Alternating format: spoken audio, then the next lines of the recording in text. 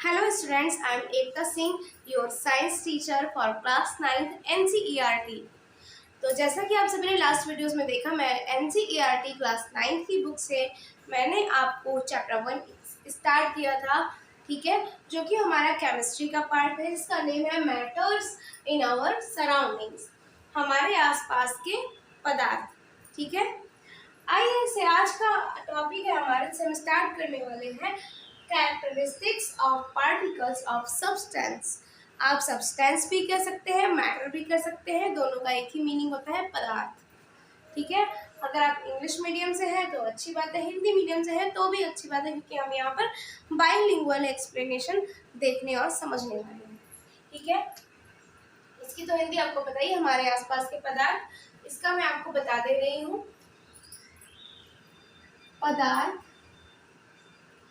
के कणों के लक्षण, ठीक है। Characteristics of particles of substances. हमारा फर्स्ट पॉइंट है हमारा, there is empty space between the particles of a substance. किसी एक सब्सटेंस के जो भी पार्टिकल्स होते हैं, है ना, उनके बीच में क्या होता है, एक स्पेस होता है, फ्री खाली स्पेस होता है, जिसे हम एम्प्टी स्पेस कहते हैं, ठीक है। यानी कि हिंदी में कहें तो जो पदार्थ होते हैं, पदार्थ कणों से मिलकर बने होते हैं, तो उस पदार्थ के अंदर के जितने भी कण होते हैं, उन कणों के बीच में अपना एक खाली खाली जगह भी होती है, ठीक है। आइए नेक्स्ट लाइन देखते हैं। तो ये जो खाली जगह होती है, this is called intermolecular space. उस खाली जगह को हम क्या कहते हैं, इंटरमॉलिक्यूलर स्पेस कहते हैं। देखिए, और क्या कहते हैं, स्काई भी कहते हैं। स्काई मतलब आसमान तो होता है, क्योंकि आसमान खाली होता है, ठीक है, इसलिए हम इसे स्काई भी कहते हैं, या इंट्रामॉलिक्यूलर स्पेस भी कहते हैं। इंटरमॉलिक्यूलर स्पेस भी कहते हैं और इंट्रामॉलिक्यूलर स्पेस भी कहते हैं, दोनों को, ठीक है। आइए समझ लेते हैं विद डायग्राम। सपोज ये एक रेक्टेंगल शेप का क्या है, सब्सटेंस है। ये एक क्या है, सब्सटेंस है, ठीक है। इसके पार्टिकल्स जो हैं ऐसे ऐसे ऐसे ऐसे करके अरेंज्ड है, ठीक है। कुछ इस तरह से इसके पार्टिकल्स अरेंज्ड है, ठीक है। समझ आया आपको? ये क्या है, ये सारे क्या है, पार्टिकल्स ऑफ अ सब्सटेंस, एक पदार्थ के कण, ठीक है। एक पदार्थ के कण हैं ये सभी, ठीक है, पदार्थ है, ठीक है। और इन कणों के बीच में जो ये आप खाली जगह देख रहे हैं, जिसे मैं अपनी फिंगर से डिनोट कर रही हूँ, मार्कर से करूंगी तो मार्कर ब्लैक है, ब्लैक कलर के हमारे पार्टिकल्स, आपको समझ नहीं आएगा, ठीक है। या मुझे कोई पेन कुछ मिल जाए। चलिए, मैंने अपना पेन ले लिया है, मैं पेन से यहाँ पर डिनोट कर दे रही हूँ।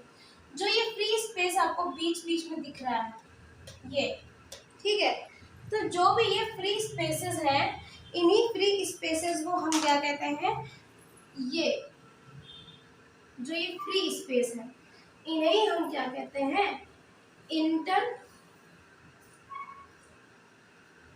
मॉलिक्यूलर स्पेस, ठीक है। यानी कि हिंदी में अंतराण्विक जगह, अंतराण्विक जगह, ठीक है, इसको हिंदी में ये कहते हैं, और इंग्लिश में इंटरमॉलिक्यूलर या इंट्रामॉलिक्यूलर स्पेस कहते हैं। आई होप अब आपको ये क्लियर हुआ होगा कि ये स्पेस क्या होता है इस डायग्राम से, ठीक है। अब हम देखते हैं, हमारी एनसीईआरटी बुक में एक्टिविटीज दी हुई है। मैंने लास्ट वीडियो में आपको फर्स्ट एक्टिविटी एक्सप्लेन कर दी थी। इस वीडियो में मैं आपके लिए लेके आई हूँ सेकेंड एक्टिविटी, ठीक है। सेकेंड एक्टिविटी में क्या है, हिंदी की बुक में आप देखेंगे क्रियाकलाप लिखा है, एक्टिविटी को कहते हैं क्रियाकलाप। हिंदी में आप यही देखेंगे क्रियाकलाप 2, इंग्लिश में एक्टिविटी 2। इस स्लैश का मतलब होता है OR और अथवा, ठीक है। आप एक बार में एक ही भाषा का उपयोग करते हैं इसलिए अथवा। आइए आगे की स्टार्ट करते हैं हमारी एक्टिविटी क्या है। When we dissolve salt or sugar on a volume of water, जब हम किसी पानी में, एक गिलास पानी में हमने क्या किया, सॉल्ट या शुगर को ऐड किया, ठीक है, नमक या चीनी, दोनों को एक साथ नहीं, दोनों को एक एक करके ऐड किया, ठीक है। तो हमने क्या देखा, when it dissolve, घोला हमने किसको, सॉल्ट और शुगर को, किसमें, a volume of water, ठीक है। when तो क्या होता है, dissolve completely the particles of salt और sugar, ठीक है। मीन्स कि हमने क्या देखा कि completely मीन्स पूरी तरह से सॉल्ट और शुगर के जो पार्टिकल्स हैं, जो कण हैं, उसमें क्या होते हैं, डिसॉल्व हो जाते हैं, घुल जाते हैं, ठीक है। और क्या होता है, become invisible, become invisible, invisible मतलब कि, और वो गायब हो जाते हैं, हमको दिखाई नहीं देते हैं। पानी में अच्छे से घुल जाने के बाद में क्या आप चीनी को देख सकते हैं या आप नमक को देख सकते हैं, बिल्कुल नहीं देख सकते हैं। आपने हमेशा अपने घरों में नींबू पानी बना के पिया होगा, इसका एक्सपेरिमेंट करने की नीड नहीं, आपको ऑलरेडी पता है, मैं बस एक्सप्लेन कर रही हूँ, आप उसे समझें और उस नींबू पानी जब आपने बनाया होगा उस मोमेंट को याद करते चलें, ठीक है। तो आपको पूरी एक्टिविटी समझ में आ जाएगी।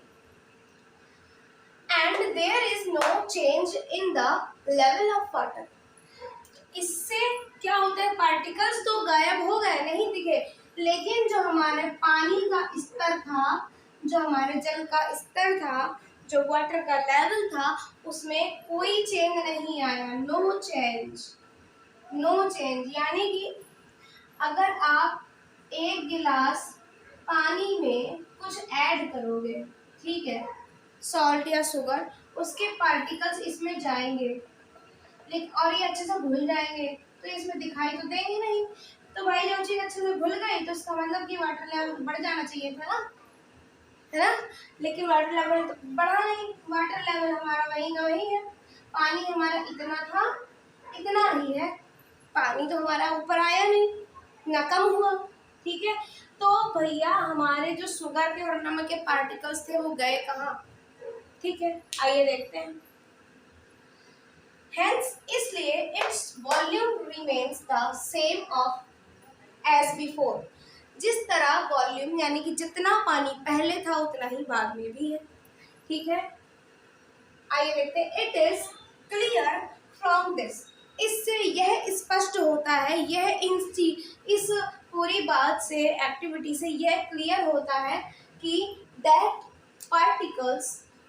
पार्टिकल्स की जो ये पार्टिकल्स जो इसमें ऐड किए गए थे शुगर और सॉल्ट के, ठीक है, ऑफ सॉल्ट और sugar got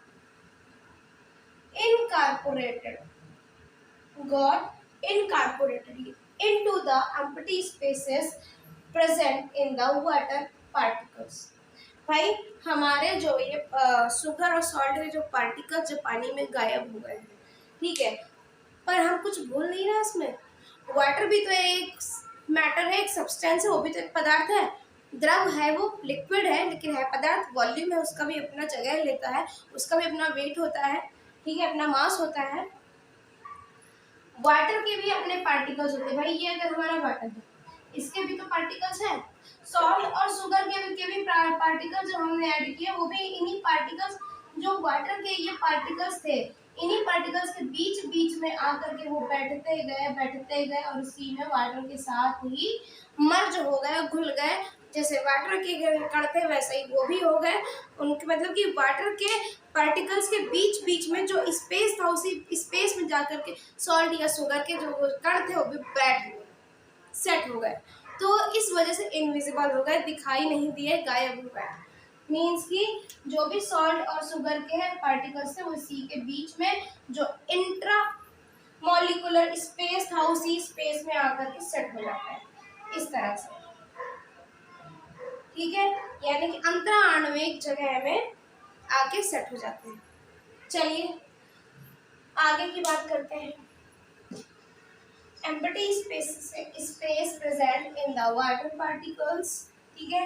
therefore there is a lot of empty space, इस वजह से यहाँ पर जो ढेर सारा बहुत सारा empty space होता है between the particles of matter, matter यानी पदार्थ के कणों के मध्य में होता है, ठीक है। empty space यहाँ से ये इस कुल मिला के देखिए, कहने का मतलब ये है लास्ट की 3 लाइन्स का कि इस एक्टिविटी से हमें ओवरऑल इतनी सी बात क्लियर होती है कि पदार्थ चाहे पानी हो या वो चीनी हो या वो नमक हो, उनके अपने अपने कण होते हैं और अपने अपने कणों के बीच में क्या होती है, खाली जगह भी होती है, ठीक है। जब हमने पानी में नमक को या चीनी को, सॉल्ट और शुगर को जब वाटर में हमने ऐड किया तो वाटर लेवल नहीं बढ़ा, बल्कि जो वाटर के पार्टिकल्स थे उन्हीं पार्टिकल्स के जो बीच में इंटर मॉलिक्यूलर स्पेस था उसी में जाकर के सॉल्ट और शुगर के भी जो पार्टिकल्स हैं वो भी ऐड हो गए, वहीं पे जाके बैठ गए,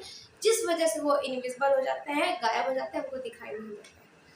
आई होप आपको हमारी ये एनसीईआरटी की एक्टिविटी 2 क्रियाकलाप 2 समझ में आई होगी, ठीक है। आप जिस भी मीडियम से हैं, हिंदी और इंग्लिश, आपको अच्छे से क्लियर हो गई होगी। तो चलिए इसी तरह मेरे साथ अपनी नॉलेज को स्ट्रॉन्ग बनाने के लिए जुड़े रहिए, ज्वाइन करिए केपी क्लासेस। मेरे ज्वाइन करने के लिए आपको कोई पेड बैच नहीं देना है, आपको सिर्फ मेरे चैनल को सब्सक्राइब करना है और घर बैठे फ्री ऑफ कॉस्ट आपको अपनी तैयारी करनी है, ठीक है। तो आज के लिए इतना ही, मिलते हैं नेक्स्ट वीडियो में नेक्स्ट टॉपिक के साथ में। Thank you so much everyone, धन्यवाद।